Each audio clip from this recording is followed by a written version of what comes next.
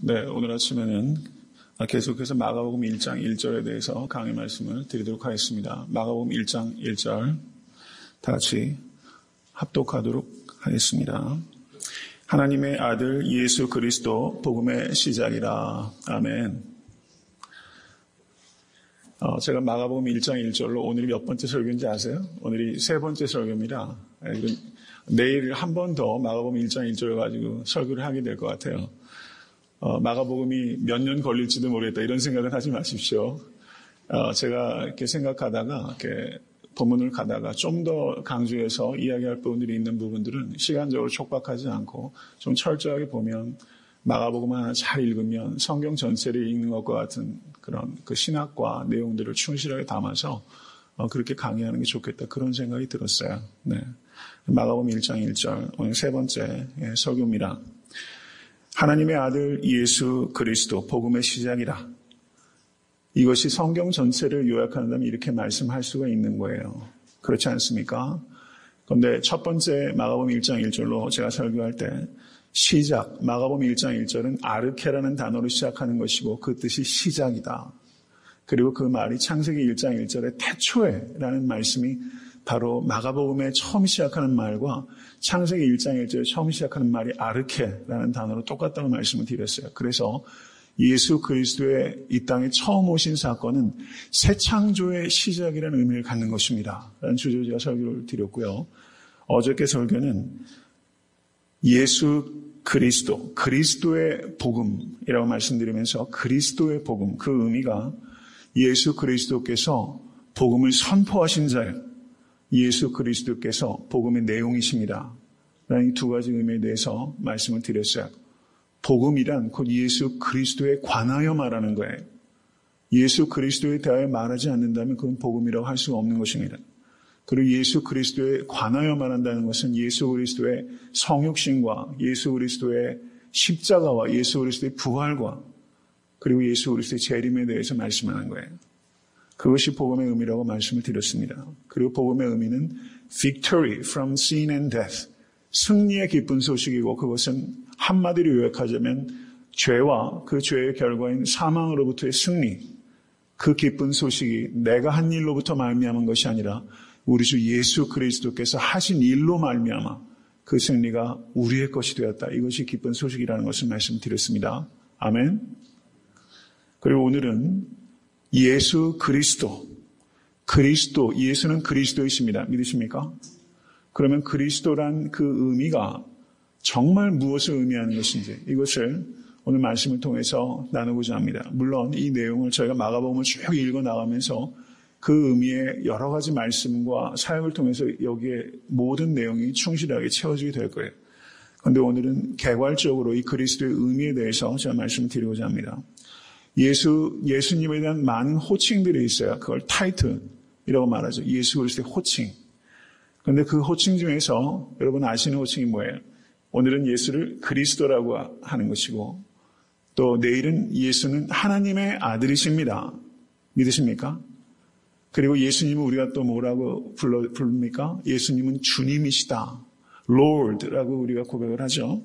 또 뭐라고 말합니까? 예수님께서 인자가 가라사대 Son of Man says to you Truly, truly 아멘, 아멘 이렇게 말씀하시면서 인자가 가라사대라고 말해서 예수님을 Son of Man이라고 하잖아요. 여러분 인자가 무슨 뜻인지 아리송하시죠? 근데 예수님께서 자기 자신을 가리킬 때 가장 즐겨 썼던 호칭이 Son of Man이에요. 그 다음에 예수님을 사람들이 부를 때 또 어떻게 부릅니까? 소경이 바디메오가 부를 때 Son of David, 나를 불쌍히 여기서도 그렇게 부르지 않았어요. Son of David, 다윗의 자손 예수요 라고 말했어요. 이런 호칭들이 예수 그리스도에게 교회가 고백하는 호칭이고 또 많은 사람들이 예수님 사역하실 때 불렀던 호칭들입니다. 그러면 이 의미가 무엇인지를 아는 것이 Jesus Identity, 예수 그리스도의 정체성을 우리가 이해하는데 이 호칭을 이해하는 게 결정적이라고 말할 수 있어요. 그래서 오늘은 예수님은 그리스도라고 하실 때 이 그리스도의 의미를 우리가 살펴보자 하는 것입니다. 그리스도라는 뜻이 무엇입니까? 기름 부음을 받은 자라는 뜻입니다. 기름 부음을 받은 자. 그리고 이것을 히브리 말로 뭐라고 그러죠? 메시아. 똑같은 말이에요. 그리스도와 메시아는 똑같은 의미를 전달해요. 그러면 구약시대 때 기름 부음을 받아서 세워지는 사람들이 있잖아요. 구약시대 때 누가 기름을 부음을 받습니까? 왕이 기름을 부음받아요. 시편 2편을 보셔도 기름 부음받은 왕. 또 누가 기름 부음을 받습니까? 제사장들이 기름 부음을 받아요. 목회자들이 안수받는다는 의미는 그런 의미가 있다고 볼 수 있죠. 장로를 세울 때도 우리 안수하에 세웁니다. 그 다음에 또 우리가 어떻게 합니까? 제사장들을 기름 부어요. 왕과 제사장과 선지자 이렇게 세 부류를 기름 부음을 받습니다.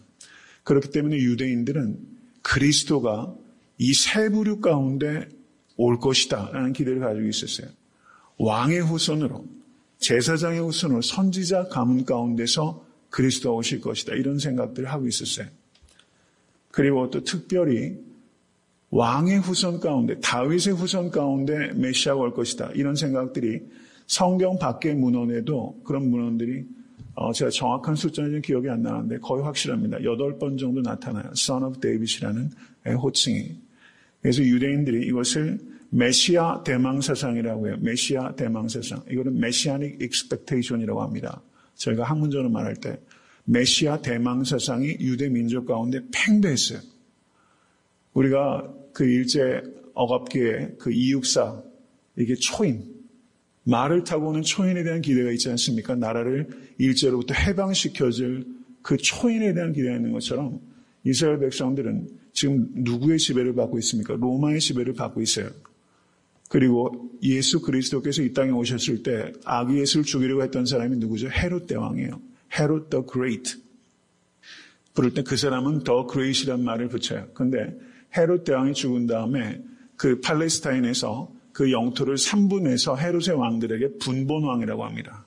나라를 나눠서 다스리도록 했어요. 왜 그렇게 했냐면 이 헤롯 대왕과 이 로마가 정치적인 갈등 관계가 생긴 거예요.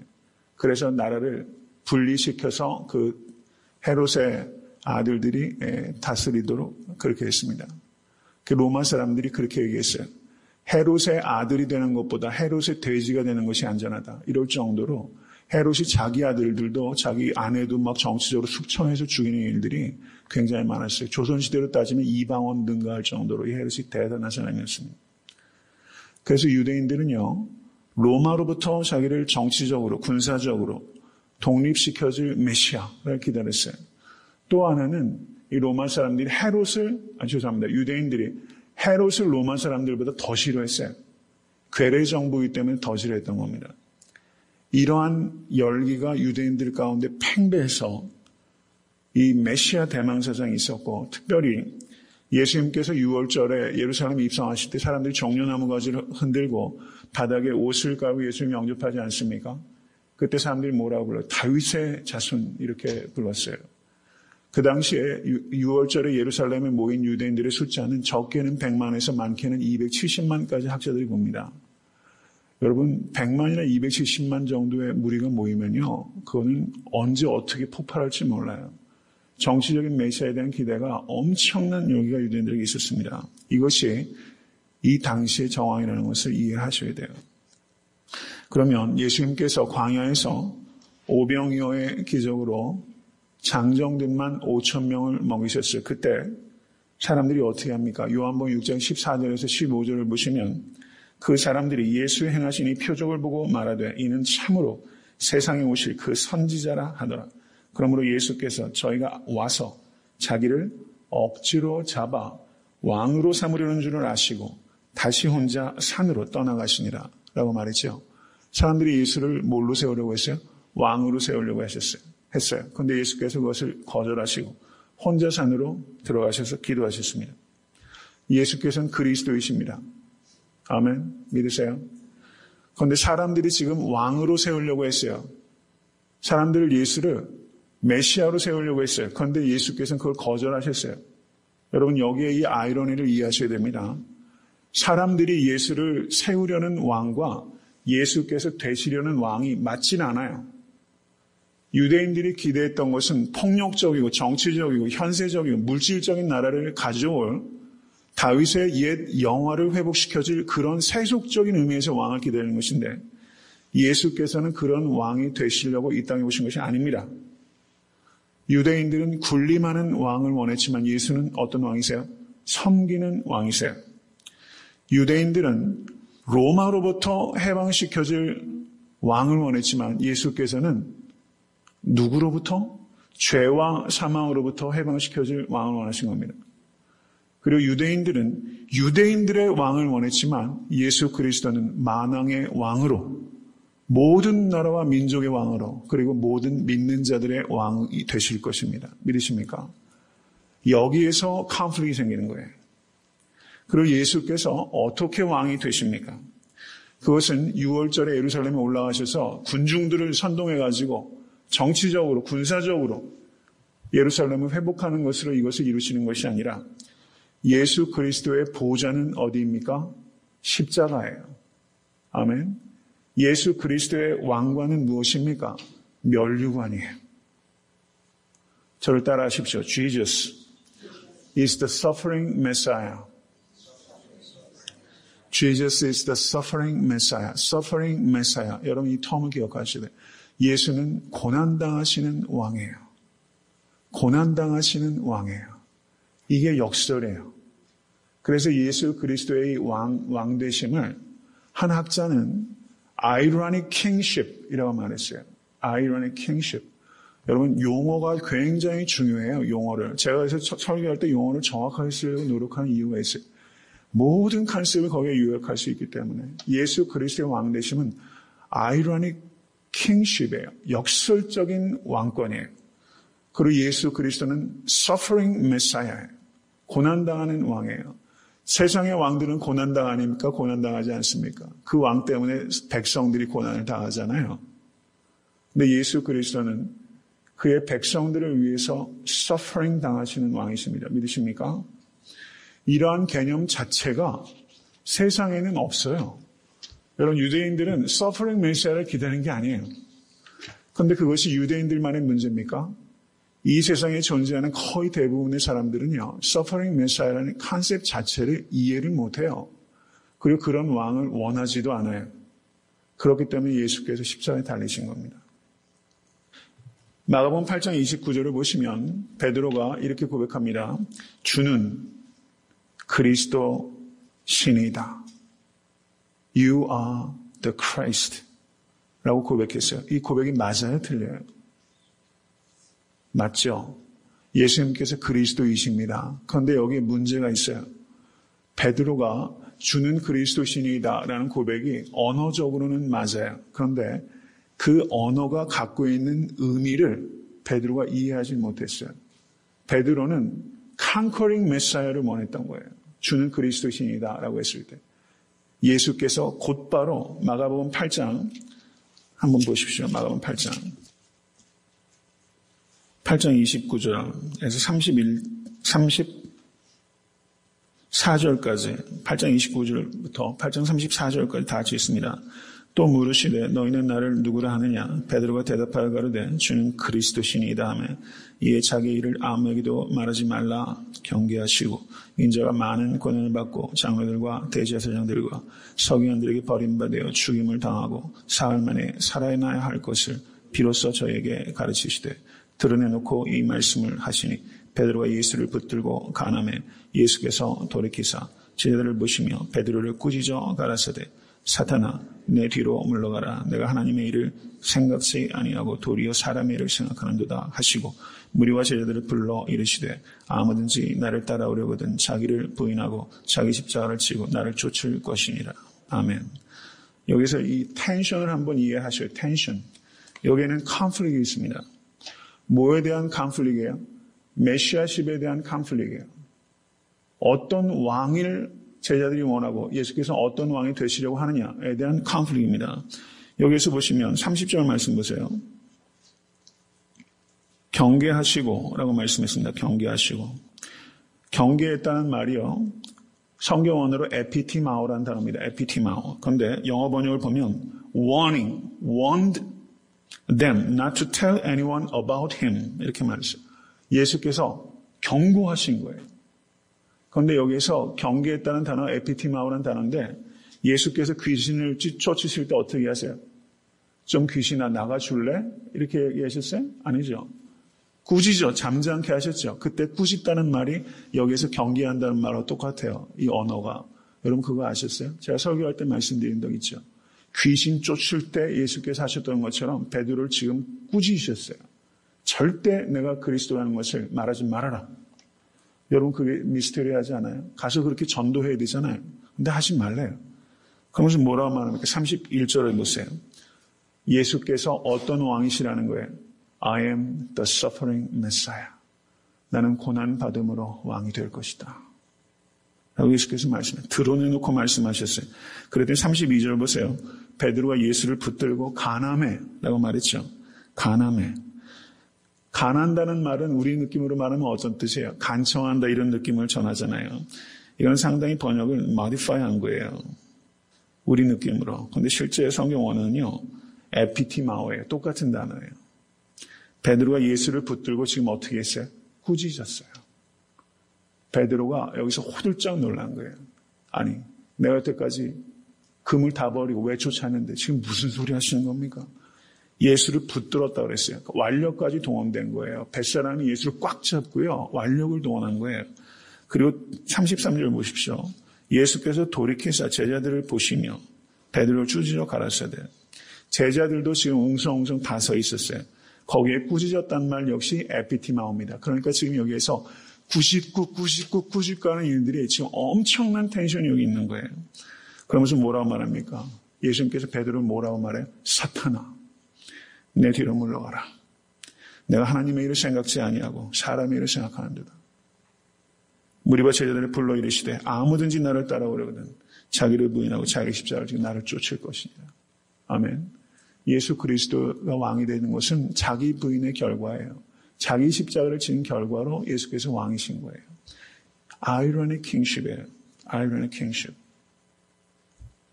마가복음 10장을 보시면 이렇게 처음에 얘기를 하셨더니 그 뒤로는 제자들이 마가복음 9장 32절을 보시면요. 제자들이 깨닫지도 못하고 묻기도 무서워했다고 말했어요. 이런 주제로 말하고 싶어 하진 않아요. 그리고 10장을 보시면 10장 37절에 제자들이 뭐라고 말합니까? 잘 아시는 대로 여짜오되 주의 영광 중에서 우리를 하나는 주의 우편에 하나는 좌편에 앉게 하여 주시옵소서. 이 컨커링 메사야에 대한 환상을 내려놓아지지가 않는 거예요. 이제 예루살렘에 들어가는데 예수께서 정치적인 왕이 되셔가지고 한 자리씩 하게 되려는 기대가 놔지질 않아요. 내가 원하는 것을 얻기 위해서 예수를 쫓는 게 포기가 안 되는 거예요. 그게 안 되는 거예요.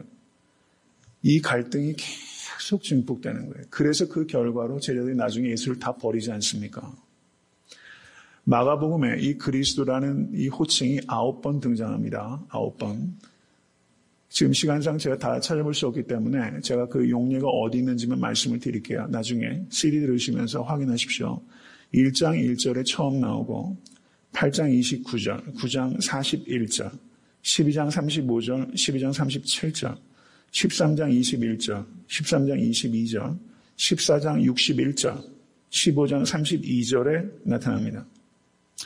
그럼 조금 전에 드렸던 질문으로 돌아갑니다. 주는 그리스도시니이다. 믿으시죠? 근데 예수께서 그것을 이야기하지 못하도록 강력하게 경고하셨어요. 왜 경고하셨습니까? 본인이 그리스도이신데. 그리스도란 말이 사람들에게 오해를 불러일으킬 수 있기 때문에 예수께서 그것을 경계하신 거예요. 사람들이 예수를 억지로 잡아서 세속적인 의미의 왕으로서 추대하려는 그 열기에 예수께서는 그것을 찬물을 끼얹으신 거예요. 나는 그런 의미의 왕이 되고 이 땅에 온 것이 아니다. 그러므로 나가서 내가 그리스도라는 말을 전하지 말라.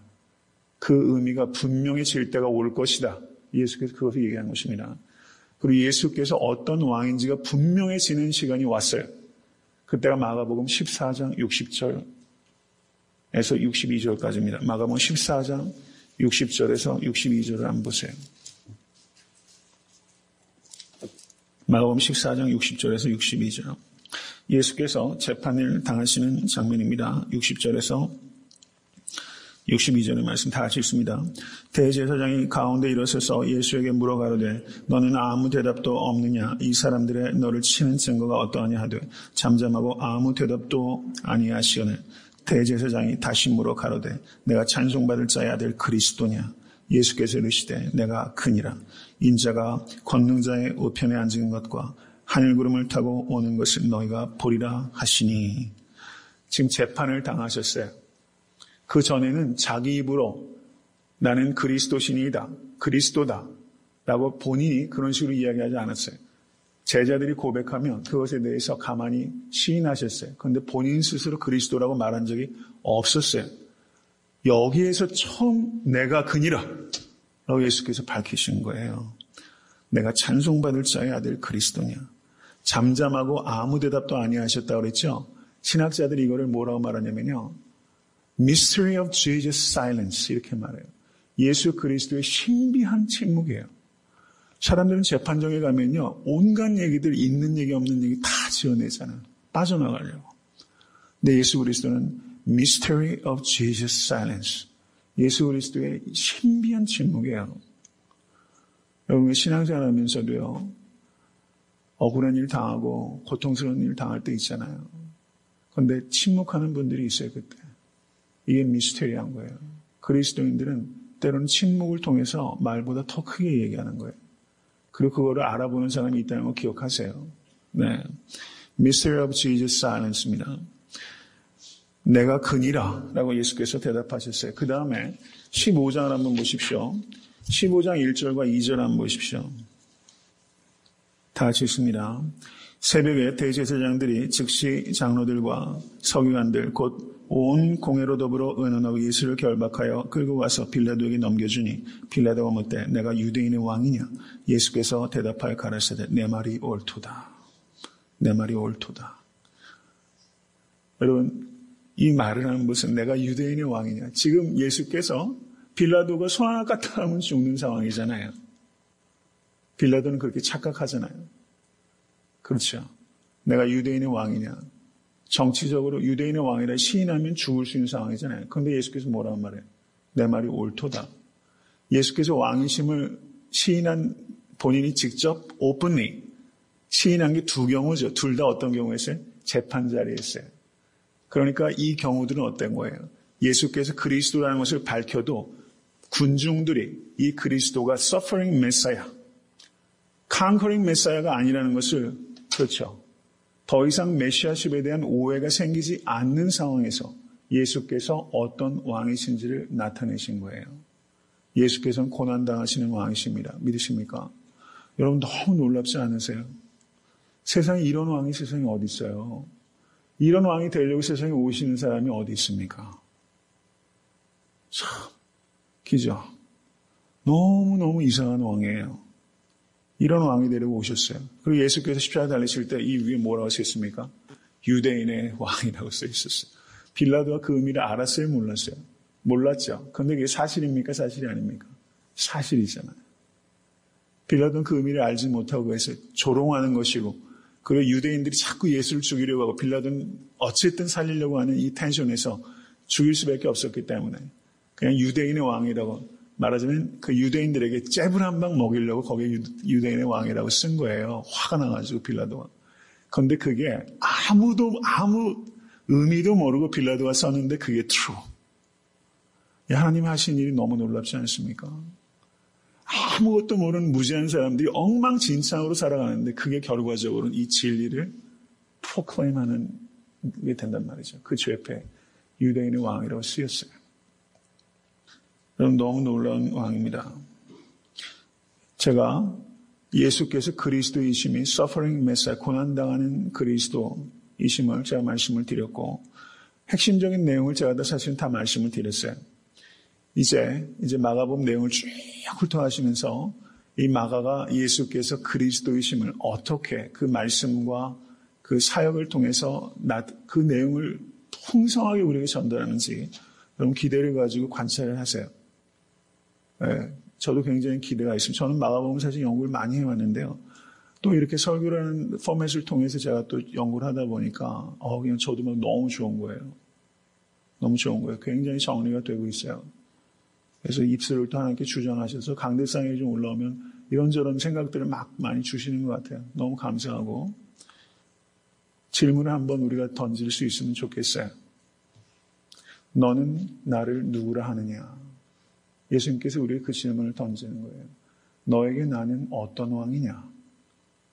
예수님께서 그것을 우리에게 질문하고 계십니다.